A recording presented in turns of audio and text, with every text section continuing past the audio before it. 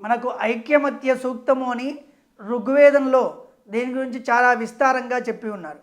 ఐక్యమత్యం అనగా ప్రతి ఒక్కరూ కూడా అన్యోన్యమైన ప్రీతి రాగాలతో అన్యోన్యమైన దాంపత్యంతో ముందుకు పోవడానికి ఈ ఐక్యమత్య సూక్తాన్ని జపించమని మన శాస్త్రం చెప్తోంది. అనగా మన శరీరాలు వేరైనా మన మనస్సు ఒకేలాగా ఉండాలి. మన నడుచుకునే నడకైనా మాట్లాడే మాటైనా రెండు ఒకేలాగా రావాలి, అన్యోన్యంగా ఉండాలి అని చెప్పడానికి ఈ ఐక్యమత్య సూక్తాన్ని చెప్తారు. అక్కడ ఒక మంత్రం కూడా చెప్తారు. సంగచ్చధ్వం సంవదధ్వం సంవో మనాంసి జానతాం అంటారు.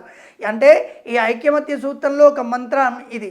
ఆ మంత్రం ఏంటంటే మనం ఇద్దరము వేరైనా మన మాట ఒకలాగా ముందుకు వెళదాం, మన నడిచే నడక ఒకలాగా ఉండాలి, మనం ఎంతో ప్రేమానురాగాలతోని జీవితం కొనసాగించాలి అనే సందర్భంలో ఈ ఐక్యమత్య సూక్తాన్ని జపం చేయడం, పుష్పార్చన చేయడం అనేది మన శాస్త్రం చెప్తోంది.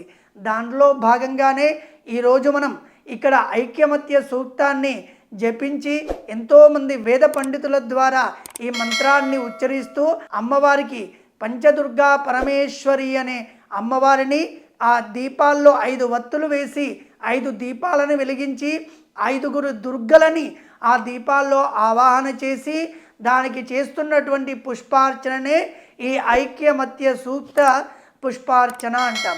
ఇది చేయడం ద్వారా మనకి ఏం కలుగుతుంది అంటే తల్లి తండ్రుల మధ్యలో కానీ భార్యాభర్తల మధ్యలో కానీ ఎవరికైనా ఇద్దరి వ్యక్తుల మధ్యలో మనస్సులో ఏదైనా చెడు భావనలు ఉంటే ఇద్దరికీ సరిపోతలేదు అనే సందర్భంలో ఈ సూత్రాన్ని జపించడం ద్వారా వాళ్ళిద్దరిలో ప్రేమ అనురాగాలు ఆటోమేటిక్గా వృద్ధి చెందుతాయి.